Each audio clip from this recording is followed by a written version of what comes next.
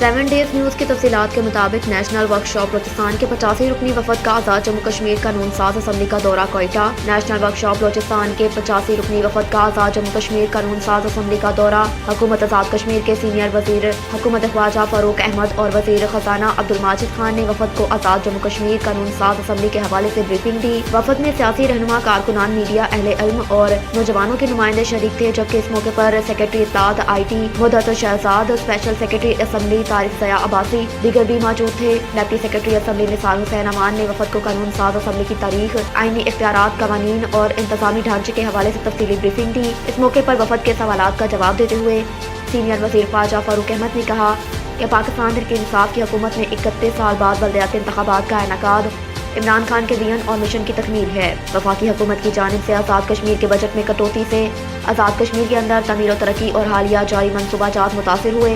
वज़ीर आज़म आज़ाद कश्मीर सरदार तमीर इलियास खान ज़ाती कोशिशों से आज़ाद कश्मीर में बल्दियाती इंतखाबात हुए। हमारा मकसद बल्दियाती इंतखाबात के जरिए इक़्तिदार की निचली सतह पर मुंतकली करना है ताकि लोगों की बुनियादी मसाइल उनकी दहलीज पर हल हों।